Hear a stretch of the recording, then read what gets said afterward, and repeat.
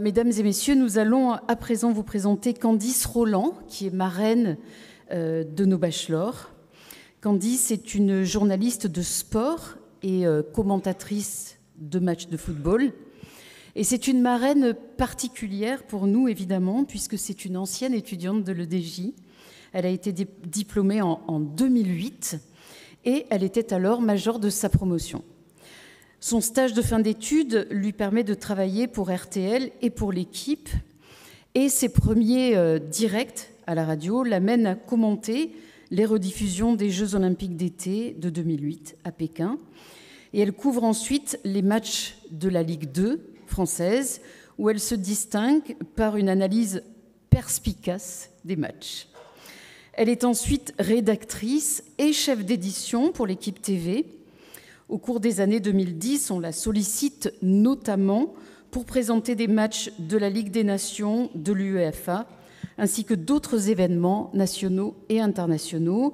En 2014, elle a reçu le prix France Football pour son travail d'écrivain sportif.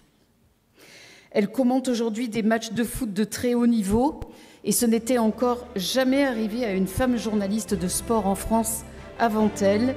Mesdames et messieurs, je vous demande d'accueillir Candice Roland.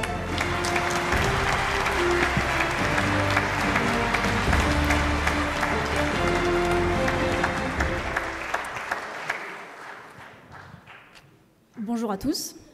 Alors, merci Xavier, mais tu m'as quand même bien pris des notions que j'avais sur mon discours. Alors, pardon pour les redites. Alors, je vous regarde et je repense donc au 17 mai 2008. Cette même salle déjà, cette même estrade, à la différence que j'étais à votre place, j'étais même par là, il me semble, et que Serge Moretti était à la mienne. Je devenais officiellement diplômée de l'école de Nice, promotion Serge Moretti.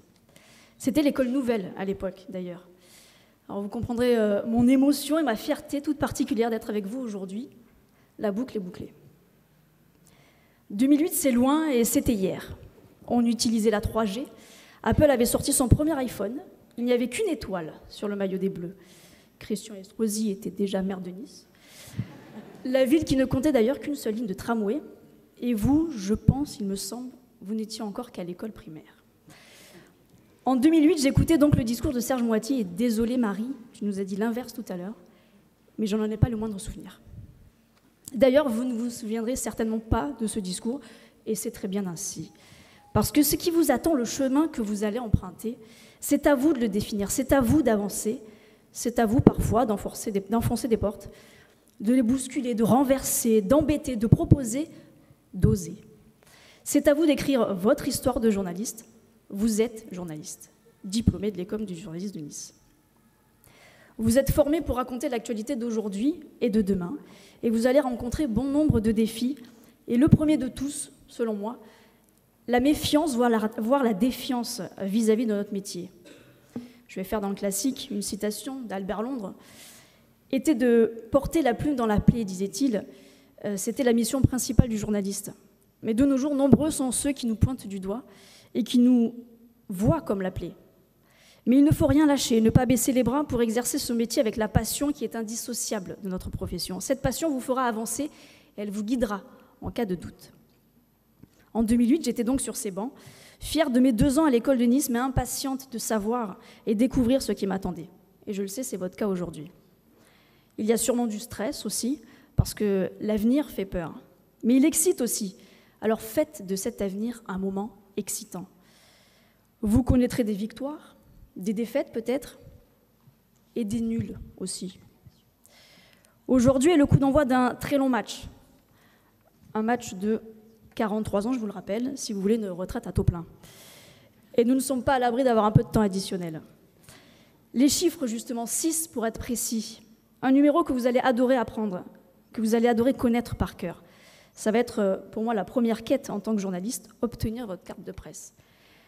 6 chiffres que vous connaîtrez aussi bien que votre code de carte bleue, 6 chiffres qui ne changeront jamais. Ces chiffres sont à vous. Alors, pardon, je dis 6. Xavier, Alban, Denis. Bon, vous en avez 5. Bon. Et c'est vrai que le temps passe vite. Je crois qu'aujourd'hui, on en est à 140 000 environ. Michael Jordan disait « Il faut se fixer des buts avant de pouvoir les atteindre ». Voilà, selon moi, un très beau premier but à vous fixer.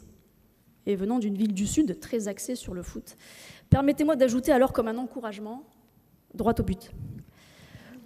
Vous êtes impatient, peut-être stressé, mais je l'espère fier aujourd'hui. Xavier en a parlé, soyez fiers de cette journée où on célèbre votre succès avec vos familles, et il n'y a rien de plus grand que de rendre fier sa famille. Soyez fiers de vous, profitez de cette journée donc, qui marque la fin de vos études.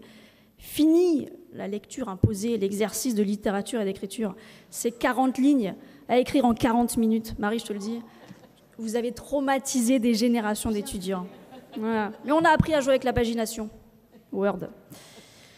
Je me replonge dans mes souvenirs et finalement si. Je me souviens d'une chose du discours de mon parrain de promo. Il était long. Aussi, je vais vous éviter la même attente. Alors, félicitations à tous pour votre diplôme. Merci à l'école d'associer mon nom au vôtre. C'est une réelle fierté. Fêtons cette journée ensemble, fêtons à l'avenir vos cartes de presse. Et j'ai regardé, je l'ai ouvert, le code de déontologie des journalistes, article 7 alinéa 3. Tout journaliste obtenant sa carte de presse devra offrir un verre à sa marraine de promo. C'est écrit et on ne badine pas avec la loi. Alors, c'est vrai, les verres, les cocktails, les petits déjeuners, les buffets de journalistes, vous comprendrez un jour.